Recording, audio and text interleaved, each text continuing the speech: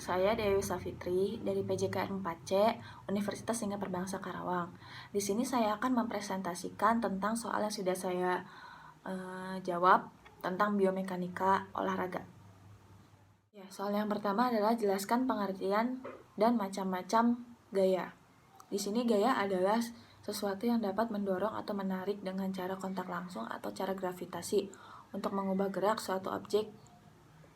Nah, intinya pengertian dari gaya tersebut adalah sesuatu yang dapat menyebabkan terjadinya perubahan keadaan, misalnya dari diam menjadi bergerak atau sebaliknya dari bergerak menjadi diam, terus ada perubahan bentuk dan perubahan kecepatan.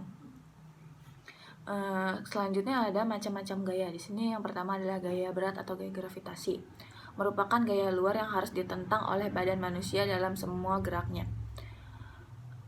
Contohnya di sini adalah bola. Ketika kita berada di lantai 2 rumah kita, dari atas kita menjatuhkan sebuah bola, lalu sepersekian detik bola itu akan sampai ke tanah. Mengapa terjadi seperti itu? Karena bola memiliki massa beratnya.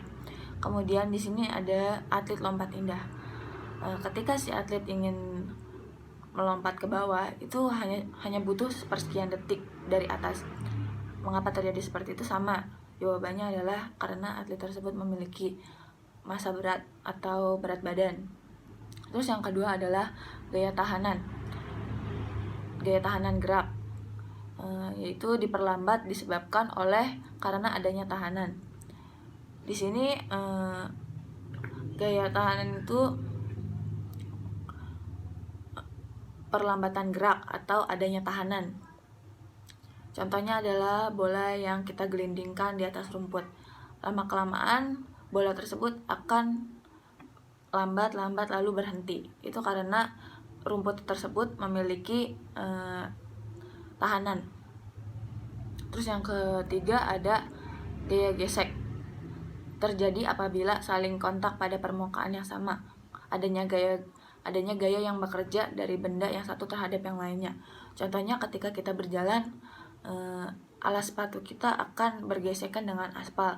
Lama-kelamaan nanti alas sepatu kita akan terkikis atau tipis dan menyebabkan kita gampang tergelincir saat melewati jalanan yang licin. Terus yang keempat ada gaya kontraksi, gaya dari dalam tubuh yang merupakan salah satu gaya yang paling penting dalam dunia olahraga. Di sini perubahan dari energi kimia menjadi energi mekanis atau panas. Contohnya manusia makan itu adalah energi kimia. Lalu setelah makan manusia berolahraga. Pada saat berolahraga tersebut energi kimia akan berubah menjadi energi mekanis atau energi panas. Soal yang kedua adalah sebutkan dan jelaskan aspek-aspek gaya. Di sini aspek-aspek gaya ada 3. Yang pertama, besarnya gaya. Besarnya gaya yang didapat dihasilkan oleh badan berbeda-beda pada tempat yang berbeda. Makin jauh objek dari pusat bumi, makin kecil tarikan gravitasi dan makin kurang beratnya. Terus yang kedua adalah titik tangkap gaya. Ialah titik di mana gaya dikenakan pada suatu objek. Terus yang ketiga adalah arah gaya. Adalah arah suatu gaya sepanjang garis geraknya karena gaya gravitasi menarik semua objek ke arah pusat bumi. Jadi, apapun benda yang kita jatuhkan dari atas akan jatuh ke tanah karena pusat gravitasinya adalah di bumi. Jatuhnya secara vertikal atau ke bawah. Baik, contoh soal yang ketiga adalah jelaskan bagaimana cara memadukan gaya.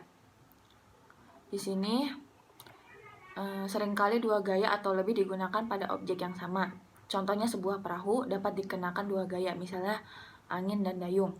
Gaya yang satu cenderung mendorong perahu ke utara, sedangkan gaya yang lainnya ke timur. Pengaruh dari gaya gabungan pada manusia yang menyebabkan atau mengubah gerak dapat digolongkan menurut arah dan penggunaannya menjadi 3 jenis, yaitu linier, concurrent, dan paralel.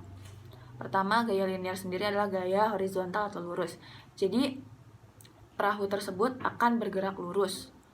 atau horizontal ke arah misalkan utara. Terus yang kedua adalah gaya concurrent atau gaya yang berlawanan. Jadi gaya tersebut kan perahunya lurus ke depan, horizontal ke arah utara. Nah, gaya tersebut tuh gaya yang berlawanan atau ke arah timur, mendorong perahu ke arah timur. Sedangkan gaya paralel sendiri adalah menyeimbangkan kedua gaya. Jadi ketika perahu lurus ke arah utara, sedangkan gaya conquer menarik perahu ke arah timur, gaya paralel sendiri menyeimbangkan keduanya agar si perahu tetap bisa melaju dengan seimbang. Soal yang keempat adalah jelaskan bagaimana cara menguraikan gaya. Di sini di atas telah dijelaskan tentang memadukan dua gaya menjadi satu gaya yang merupakan resultan gaya-gaya tadi. Sebaiknya gaya dapat diuraikan atau dipilah dan dipecah menjadi dua komponen. Kedua komponen ini harus sedemikian besar dan sedemikian arahnya hingga membentuk sebuah jajaran genjang. Contohnya sebuah gaya P akan diuraikan menjadi dua komponen, yaitu P1 dan P2 yang mempunyai garis kerja A dan B yang arahnya berbeda tapi terletak pada satu bidang. Ya, selanjutnya contoh yang kelima, sebutkan peranan gaya sentrifugal dalam cabang olahraga. Di sini adalah gaya yang menyebabkan benda berputar pergi menuju pusat lingkaran. Dalam dunia olahraga, penerapan gaya sentripetal ini mungkin hanya sedikit, tidak sebanyak peranan gaya sentrifugal. Penerapan gaya sentripetal ini dapat kita lihat pada permainan sepak bola. Aplikasinya dapat kita lihat ketika pemain melakukan tendangan passing. Bila kita perhatikan dengan seksama, maka bola itu akan berputar menuju pusat lingkaran. Bila ingin menambah besarnya gaya sentripetal, dapat dilakukan dengan memperbesar putaran ketika menendang. Mungkin cukup itu saja. Terima kasih. Kurang lebihnya mohon maaf. Assalamualaikum warahmatullahi wabarakatuh.